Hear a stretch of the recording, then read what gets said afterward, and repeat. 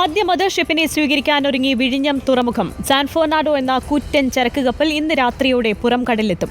നാളെ രാവിലെ 9 മണിയോടെ കപ്പൽ ബെർത്തിലേക്ക് അടുപ്പിക്കും. ട്രയൽ റൺ ഉദ്ഘാടനത്തിനുള്ള എല്ലാ ഒരുക്കങ്ങളും പൂർത്തിയായെന്ന് തുറമുഖ മന്ത്രി VN വാസവൻ പറഞ്ഞു. അതേസമയം ലത്തീൻ അതിരൂപത ആർച്ച് ബിഷപ്പ് തോമസ് ജെ നെറ്റോ പരിപാടിക്ക് എത്തില്ല. മെഴ്സ്ക് ലൈൻ കപ്പൽ കമ്പനിയുടെ സാൻ ഫെർണാണ്ടോ വിഴിഞ്ഞത്തെത്തുമ്പോൾ മുഖ്യമന്ത്രിയും കേന്ദ്ര തുറമുഖ മന്ത്രിയും മന്ത്രിമാരും ചേർന്ന് സ്വീകരിക്കും. 1960 കണ്ടെയ്നറുകളാണ് വിഴിഞ്ഞത്തിറക്കുക. കപ്പൽ ഇന്ന് രാത്രിയോടെ പുറം കടലിലെത്തും. നാളെ രാവിലെ ബെർത്തിലടുപ്പിച്ച് പ്രവർത്തനങ്ങൾ തുടങ്ങും. ഔദ്യോഗിക സ്വീകരണ പരിപാടി വെള്ളിയാഴ്ചയാണ് നടക്കുക. മന്ത്രി VN വാസവന്റെ നേതൃത്വത്തിൽ ഒരുക്കങ്ങൾ വിലയിരുത്തി. ട്രയൽ റണ്ണിന് വേണ്ടിയുള്ള എല്ലാ തയ്യാറെടുപ്പുകളും അതിൻ്റെ പൂർണ്ണതയിലേക്ക് എത്തിയിരിക്കുന്നു എന്നാണ് പൊതുവിൽ ഞങ്ങൾ പരിശോധിച്ചപ്പോൾ അവർ വിശദീകരിച്ചതിൻ്റെ അടിസ്ഥാനത്തിൽ മനസ്സിലാക്കാൻ കഴിഞ്ഞു. ലോകത്തിലെ ആദ്യത്തെ 10 തുറമുഖങ്ങളെടുത്താൽ അതിലൊന്ന് വിഴിഞ്ഞമാണ് എന്ന രൂപത്തിലേക്ക് എത്തുന്നു. പ്രതിപക്ഷ നേതാവിനെയും മുൻ തുറമുഖ മന്ത്രി അഹമ്മദ് ദേവർകോവിലിനെയും പരിപാടിയിലേക്ക് ക്ഷണിക്കാത്തതിൽ വിമർശനമുണ്ട്.